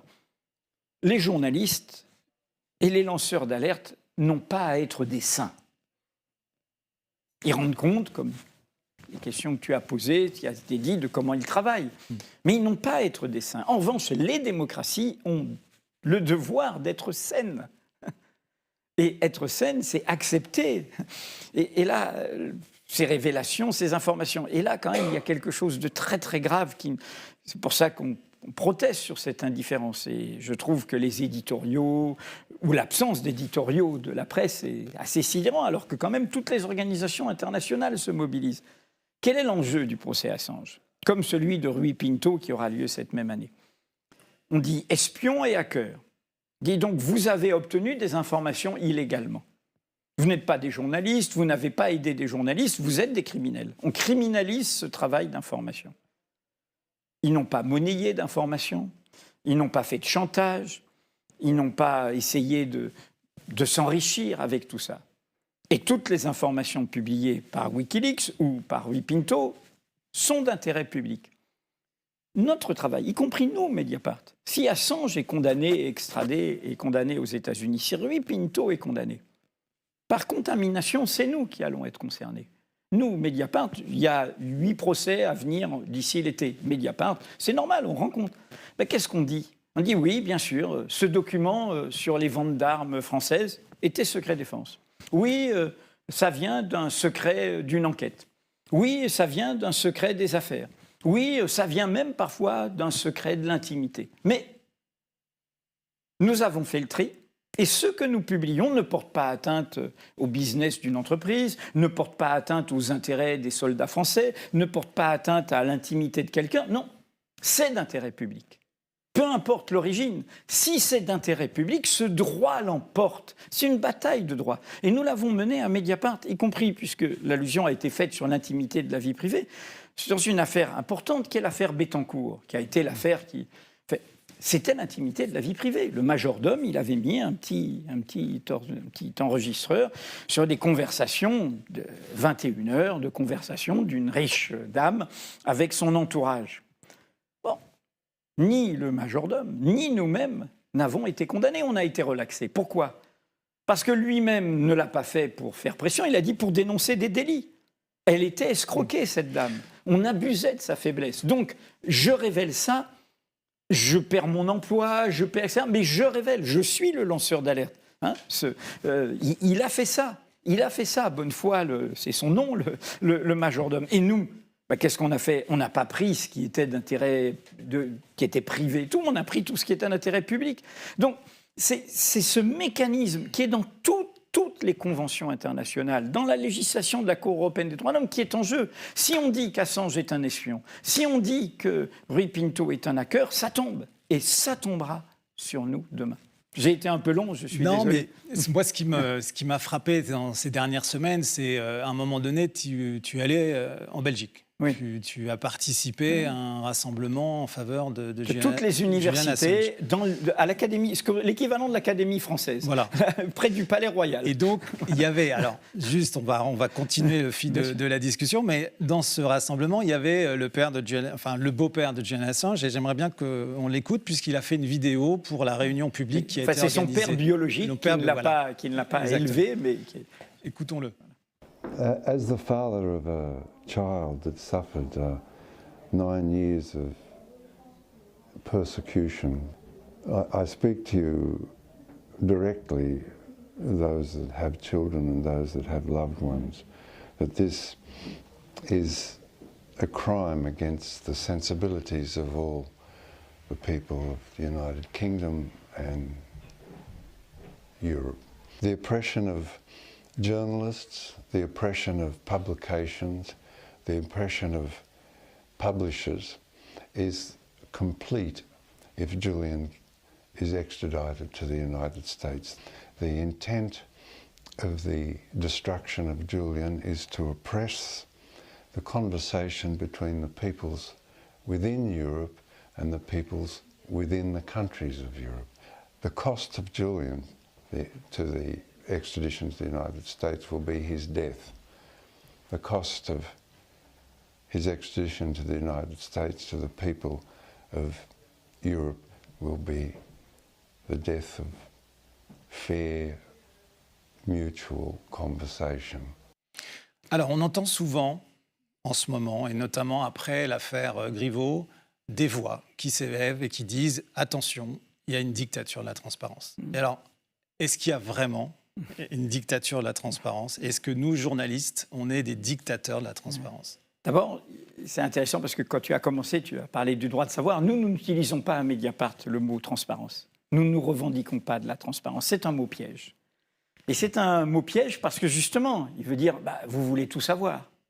D'ailleurs, c'est intéressant, quand il y a eu le début de la fin de l'Union soviétique, d'un système totalitaire, glasnost et perestroïka. Perestroïka, c'était la réorganisation sur Gorbatchev. Et l'autre mot, glasnost, a été traduit en transparence. Or, quand tu travailles sur ce mot, en fait, son vrai sens en russe, c'est publicité.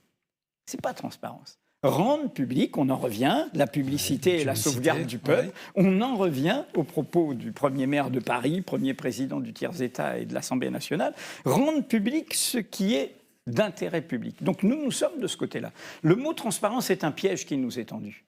Et en fait, c'est un alibi de ceux qui veulent étendre le domaine du secret. Parce que les mêmes qui nous parlent de transparence, c'est ceux qui mettent des caméras de surveillance partout et qui veulent faire de la reconnaissance faciale. Ils veulent tout savoir sur nous, mais ils ne veulent pas que l'on sache sur eux. Ça, c'est le premier point. Et le deuxième point est, de manière très, très digne, le père de Julian Assange le dit très bien. Pourquoi Julian Assange est si détesté et on veut en faire un symbole, un martyr, symbole, sa persécution a commencé depuis une décennie maintenant. Parce qu'il a eu une intuition géniale. Et je crois que quels que soient les débats, et après tout le pluralisme, Wikileaks, on est d'accord, on n'est pas d'accord, le pluralisme des médias, voilà, il fait partie des droits démocratiques. Mais il a été le premier jeune hacker, et il assume, en Australie, à comprendre quelque chose. Dans ce monde globalisé, où les puissances sont interconnectées, où les peuples se disent « mais comment je peux faire bouger la finance mondiale, comment je peux faire bouger face à la puissance américaine ?» Lui qui est profondément pacifique, il a compris qu'avec la révolution digitale ou numérique, il y avait une arme nouvelle pour l'accès aux informations, qui est un peu comme dans les contes, hein, le fou du roi ou le jeune qui dit « le roi est nu ». Il a dit, on va les bombarder d'informations, on va les dévoiler. Et c'est ce qu'il a fait avec Wikileaks. Il ne faut jamais oublier que, certes, il y a Collateral Murder, la vidéo, mais il y a surtout les Cablegate, qui va être une mèche qui va allumer les révolutions autour de la Méditerranée. Quand le peuple tunisien lit dans les câbles que la puissance américaine sait ce qu'est la corruption de la présidence Ben Ali et du clan Trabelsi, ils se disent, mais attendez, ceux qui protègent cela le savent tout autant que nous. Alors pourquoi on ne doit pas être passif, on doit être courageux. Ça a donné du courage aux gens. L'information libère, l'éducation libère, le savoir libère. Et donc, fondamentalement, c'est ça. Et actuellement, l'enjeu symbolique de la persécution d'Assange, c'est de faire reculer ça. C'est de faire reculer cette possibilité que nous avons aujourd'hui, en le faisant de manière rigoureuse, sérieuse, d'avoir des informations que nous ne pouvions pas avoir avant et qui nous permettent, du coup, d'éclairer le peuple. Il y a un exemple, il y a eu une conversation, il y a eu un prédécesseur des lanceurs d'alerte très connu aux États-Unis, qui est Daniel Ellsberg, qui était l'homme du Pentagon Papers, qui était dans le monde du secret. Il commet une illégalité, hein, il photocopie des documents qui étaient classés secrets. Il l'assume, la Cour suprême va lui donner raison et va donner raison à ceux qui ont publié, le New York Times et le Washington Post. Et en fait, il révèle la face cachée de 30 ans de guerre américaine. Et le peuple américain est déniaisé par ça. Dans cette conversation, qui est une conversation à Moscou avec Snowden, Arundhati Roy, une activiste altermondialiste indienne, et lui, il raconte une histoire. C'est dans un film, et puis c'est reparti dans un livre. Il était dans le monde du secret, comme Snowden était un patriote, comme Chelsea Manning. Il ne faut pas oublier, elle est en prison, elle aussi. Elle a été mise nue, elle a été... il faut se dire que depuis 10 ans, il y a des gens qui sont persécutés hein, pour ça, eh bien, et qui sont des patriotes. C'est pas des révoltés, c'est pas des radicaux. Peut-être que Assange est un libertaire, mais eux, ils voient des choses faites au nom de leur patrie qui les choquent. Et c'est ce qui les amène, comme beaucoup des sources. Beaucoup de sources qui viennent nous voir ils sont pas émus idéologiquement. Au contraire, ils disent, mais je ne comprends pas qu'on fasse ça au nom de mon pays ou au nom de mon parti. Et donc, j'en reviens. Daniel Ellsberg raconte, avec beaucoup d'humour, ce climat, l'époque du film du docteur Folamour, fin des années 50, début des années 60, guerre froide, course aux armes atomiques. Et il y a une obsession dans le monde du secret américain, l'écart de missiles. Tout le monde dit, en fait, les Russes en ont beaucoup plus qu'on dit. Et il raconte comment, entre le commandement en chef, la CIA, le département d'État, il y a des avis différents. Certains disent qu'ils en ont des milliers, d'autres 160, enfin... Et puis arrivent les satellites qui permettent de prendre des photos à 30 km de hauteur. Et là, il dit, en fait, ils en avaient 4. Et de mauvaise qualité. Quand nous, on en avait 40. Des fusées Pluton et tout. Alors, c'était dangereux, tout ça. C'est des missiles intercontinentaux, etc. Mais tu vois comment on peut aveugler les peuples. Et ça s'est passé sur les armes de destruction massive, et y compris la presse de qualité est tombée dans le piège aux États-Unis sur la guerre d'Irak. Donc, c'est là où on voit l'enjeu. Et moi, je pense vraiment que ce n'est pas légitime aujourd'hui de chercher des petites nuances, des petits désaccords. Encore une fois, le pluralisme des médias existe pour ne pas défendre Assange. Assange, pour moi... C'est plus la question de sa personne bien qui est en sûr, jeu. Bien c'est sûr, question... et c'est pas comprendre. Je pense vraiment, je l'ai dit à cette conférence belge dont tu parlais, aujourd'hui, parce que nos temps sont des temps comme la Renaissance, hein, temps de l'accès au savoir. Tout d'un coup, il y a l'imprimerie, et les clercs ne sont plus possession du savoir. C'est bien plus qu'une petite révolution technologique et tout. Voilà, on peut avoir accès au savoir. On peut avoir accès à plein de choses. Donc les clercs ont peur. Et ces temps de Renaissance sont à la fois des temps d'émancipation, de créativité, et sont en même temps des temps de régression. Il faudra du temps avant les Lumières, puis il y aura l'esclavage, il y aura les conquêtes, il y aura la destruction des Indes et toutes sortes de choses. Et quand on revisite cette époque, on s'aperçoit qu'à cette époque, il y a des singularités qui se sont dressées. Thomas More, l'auteur de l'Utopie, Michel Servet, un éditeur dont j'ai oublié le nom, imprimeur, qui a été brûlé ici même à Paris, tout près de la Mutualité, Giordano Bruno, des figures comme ça, qui ont été, à l'époque, on tuait, on ne mettait pas en prison à vie, on tuait. Mais au fond, quand on revisite l'histoire de ces gens, ils étaient peut-être illuminés, ils avaient des personnalités, ils dérangeaient, ils répondaient que d'eux-mêmes, mais ils restent comme des gens qui ont écrit le futur.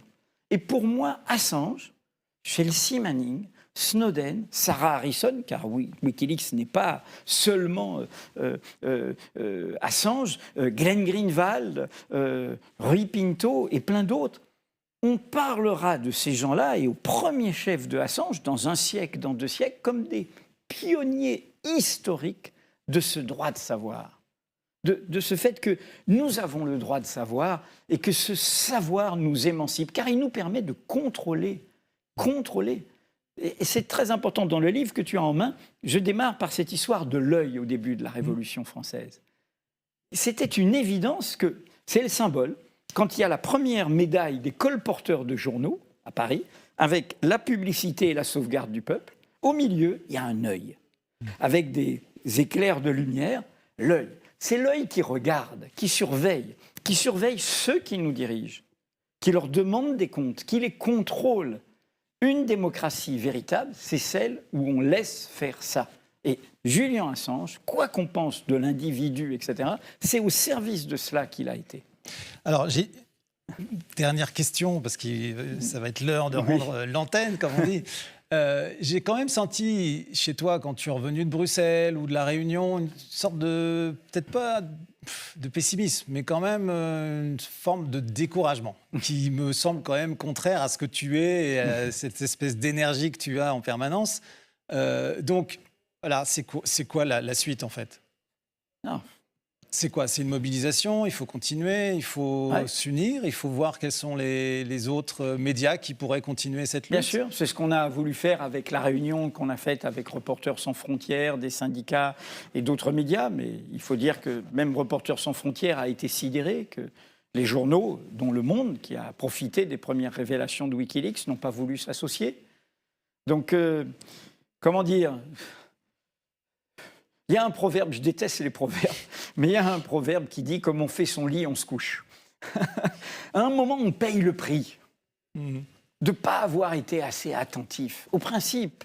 Les principes, ça ne se discute pas. De la même manière que nous, on est gardiens du principe que tu as rappelé pendant toute cette soirée, on trie la vie privée, le travail des journalistes, mais il y a un principe.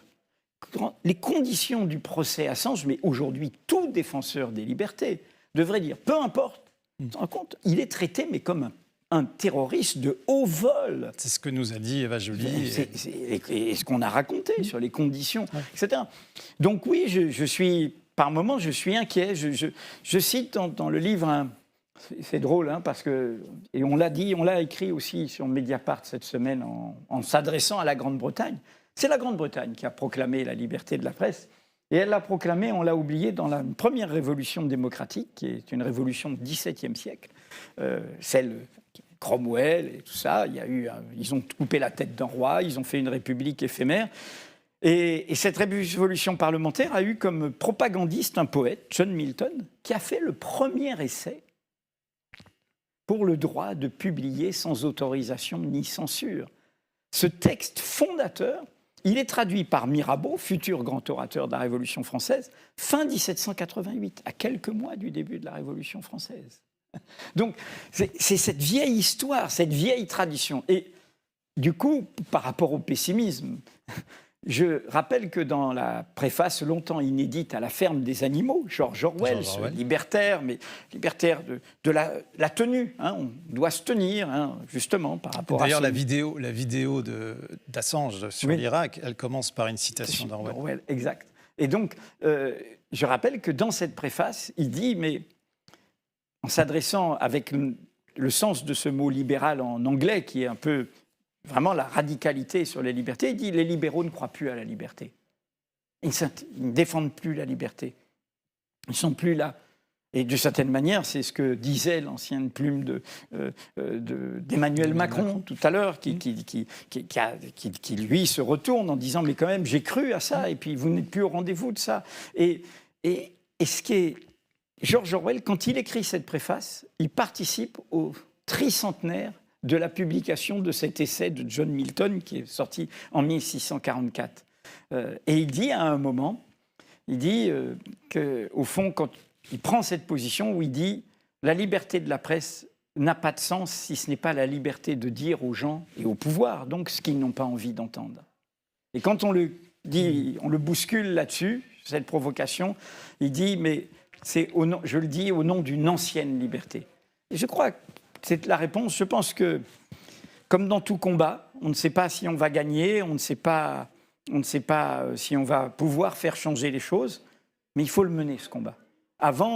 Après Bruxelles, j'étais à Lisbonne pour Rui Pinto, on a fait une conférence de presse, on a fait cette réunion publique sur Assange, on fait ce live ce soir. Il faut que toute la profession se mobilise, que tous les citoyens se mobilisent. Ce n'est pas un privilège des journalistes qu'on défend, c'est un droit du public, un droit fondamental. Et si nous laissons faire ça, il sera remis en cause ici aussi. Merci Edoui. Merci. Ce sera le mot de la fin de cette soirée exceptionnelle consacrée aux lanceurs d'alerte. En tout cas, la partie du Mediapart Live qui a été consacrée aux lanceurs d'alerte. Et je prendrai et je volerai non pas cette citation, mais cet exorgue d'Edoui. Abonnez-vous à Mediapart. Merci à vous.